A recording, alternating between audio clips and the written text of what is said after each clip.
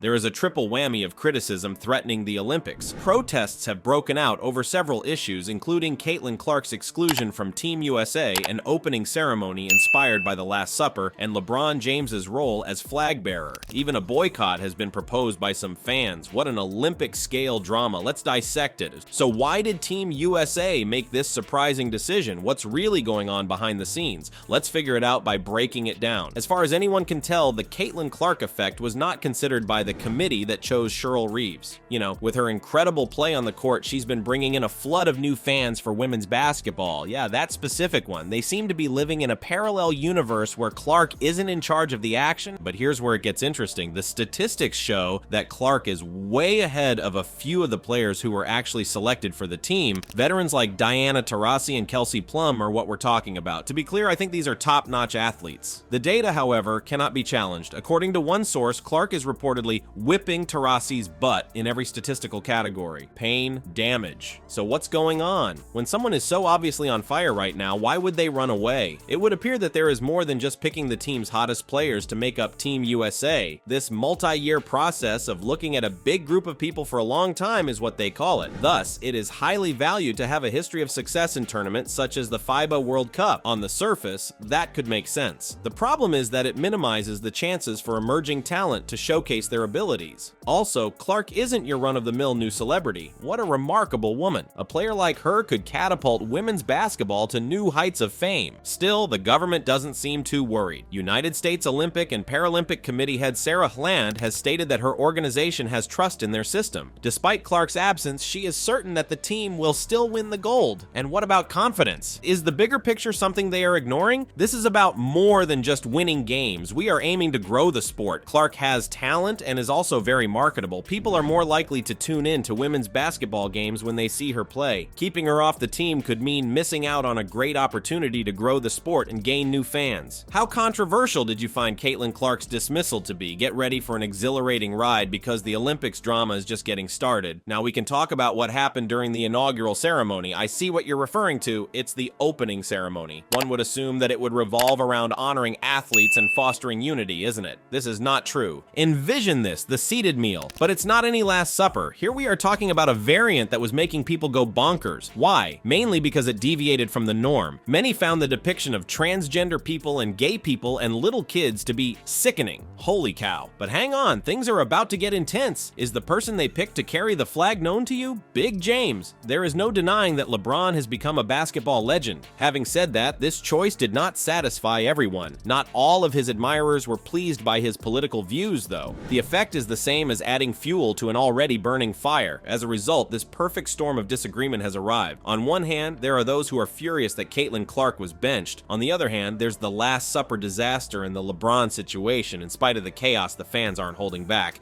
Would you like to know how terrible it is? Indeed, there are fans who are expressing their appreciation for Clark's exclusion from the squad. Does that actually exist? They are contemplating whether it would be preferable if she is not involved in this entire situation. This is the extent to which the opening ceremony drama has overshadowed all other events. Worse yet, talk of a boycott has begun as a result of all this. It is true that you did hear that. Quitting the Olympics. A lot of people are very upset. They are stating, no, we're out, in response to the LeBron selection, the Last Supper controversy, and the Clark snub. In your opinion, how does everything stand? Was the opening ceremony's dramatic display warranted, or are people just making things up? In your opinion, how will this affect the games themselves? The athletes have spent years preparing for this controversy, and now they are the center of attention. The idea that this huge controversy has arisen from what should have been a sporting event is ridiculous. Yes, we have reached that stage. It would appear that this year's Olympics are doing the reverse of their intended purpose of bringing people together. Were the Last Supper debacle and Caitlin Clark's rejection not significant enough for you? Prepare yourself, because the level of intensity is only going to rise. The idea of not participating in the Olympics at all is being considered. Indeed, the crowd is so incensed that they are ready to walk out on the whole show. Thus, what is the rationale rationale behind this boycott. There isn't just one problem. Disagreements have exploded like a perfect storm. A wild Last Supper scene was featured at the opening ceremony, Caitlin Clark was cut from the team, and LeBron James was chosen to carry the flag. It seems like there are never any smooth sailings during the Olympics. We can talk about the fan reactions now. Many are furious. They aren't content to vent their frustrations only on Twitter. Indeed, they have made it public that they will not be tuning into the games. Unfiltered, one supporter stated, "I decided to boycott the Olympics when Caitlin Clark was left off the team. That is the gravity of the situation." But it's more than just a few angry tweets. There's a lot of momentum behind the boycott movement. More and more people are jumping on board. A number of people are upset about the opening ceremony, and some are angry about Clark. It's growing exponentially like a snowball. You might be thinking, oh,